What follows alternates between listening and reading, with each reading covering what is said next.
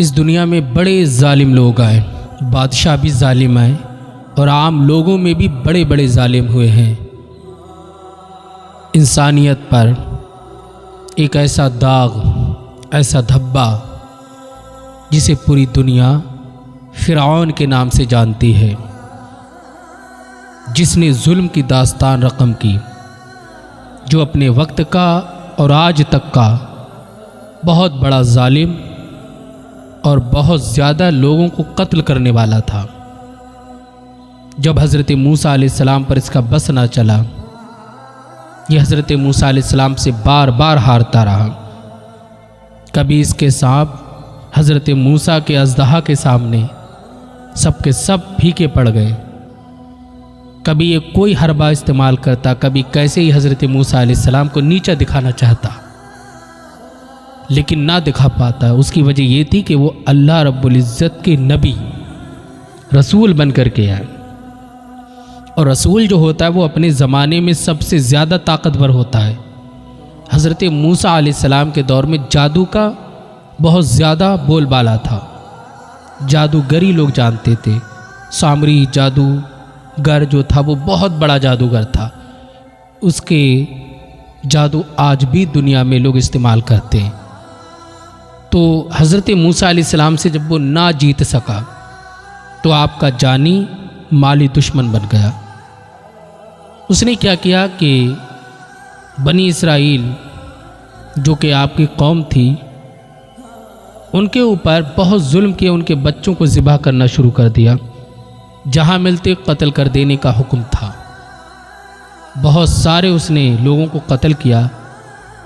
پھر اس کے اوپر ایک ایسا طوفان آیا، ایسی بارش آئی کہ جتنے بھی لوگ تھے، جتنے فرعونی تھے، وہ بہت زیادہ پریشان ہو گئے، ان کے جان مال بچانا مشکل ہو گیا۔ تو پھر وہ حضرت موسیٰ کے پاس آئے اور کہا کہ ہمارے لیے دعا کریں، اللہ پاک اس عذاب کو ہم سے دور فرمائے۔ حضرت موسیٰ علیہ السلام نے دعا کی، چونکہ اللہ کے نبی بہت زیادہ چھوٹ دیتے ہیں کہ ہم پر ظلم ہو رہا ہونے دو، ہم دعائیں کریں گے۔ آپ نے دعا کی، عذاب دور ہو گیا۔ اللہ اکبر۔ جب انہیں تھوڑا سکون ملا، راحت ملی، تو پھر حضرت موسیٰ علیہ السلام اور آپ کی قوم پر اس نے بہت زیادہ ظلم کرنا شروع کر دیے، بہت زیادہ۔ اللہ پاک نے پھر ان پر عذاب نازل کیا۔ حضرت موسیٰ علیہ السلام نے دعا کی۔ اب ان کے اوپر جو عذاب آیا وہ مینڈکوں کا عذاب آیا، ہر جگہ مینڈک ہی مینڈک۔ وہ کھانا کھا رہے ہیں تو کھانے کے اندر مینڈک گر رہا ہے، وہ کہیں جا رہے ہیں تو راستے میں مینڈک ہی مینڈک۔ بہت زیادہ پریشان ہو گئے۔ پھر حضرت موسیٰ علیہ السلام کی بارگاہ میں آئے، ہمارے لیے دعا کریں، اللہ پاک یہ عذاب ہم سے دور کر دے۔ حضرت موسیٰ علیہ السلام نے پھر دعا کی۔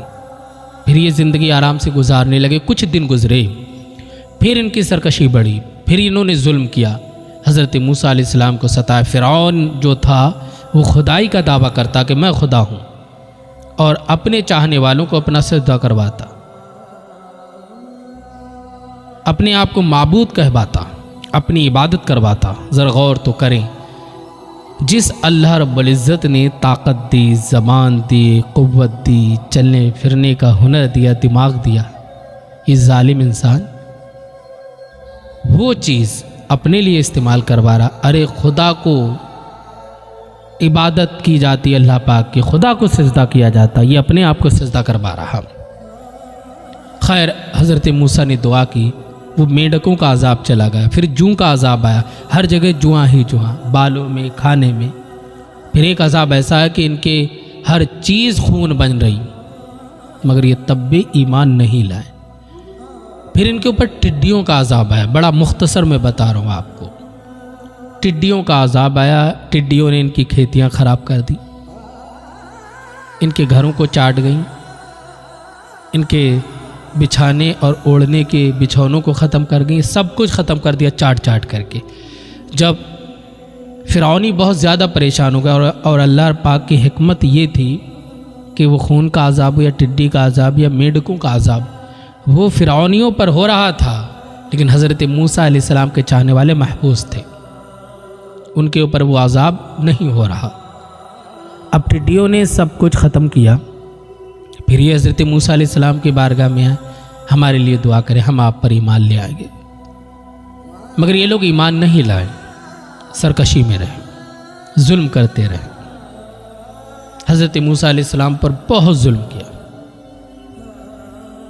لیکن پھر بھی حضرت موسیٰ علیہ السلام نے ان کے لیے دعا کی اور اللہ پاک نے وہ بھی عذاب ختم کر دیا۔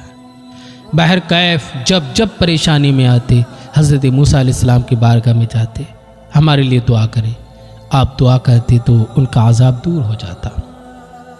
مگر یہ سرکشی گناہوں میں اتنے ملوث ہوئے کہ وہ آخر میں جا کر کے دریا نیل میں ڈوب کر کے ہلاک و برباد مر گئے۔ تو جب تک راحت ملے، جب تک چین ہو دنیا میں، تو یہ نہ سوچے کہ ہمارا کچھ نہیں ہوگا۔ یہ وقت کی تلوار، وقت کا زخمی شیر جب حملہ کرتا تو سب کچھ ختم ہو جاتا۔ آج مہلت ہے، جیسے بنی فرعونیوں کو مہلت ملی تو انہوں نے ظلم کیا، لوگوں کو ستایا۔ فرعون کو طاقت ملی تو اس نے اپنے آپ کی عبادت کروائی۔ آج بھی دنیا میں ایسے لوگ ہیں جنہیں طاقت مل جاتی ہے تو فرعون بن جاتے، جنہیں عہدہ مل جاتا ہے تو نمرود بن جاتے، جنہیں مال مل جاتا ہے تو قارون بن جاتے۔ تو اپنے آپ کو ہمیشہ عاجزی میں رکھو، اللہ کی عبادت کرنے والے بنو، گناہوں سے بچو۔ طاقت ملے تو غرور نہیں، اللہ کا شکر ادا کرو کہ اللہ نے تمہیں عظیم نعمت عطا فرمائی۔ اللہ پاک ہمیں نیک اعمال کی توفیق عطا فرمائے، گناہوں سے بچنے کی توفیق دے مولا۔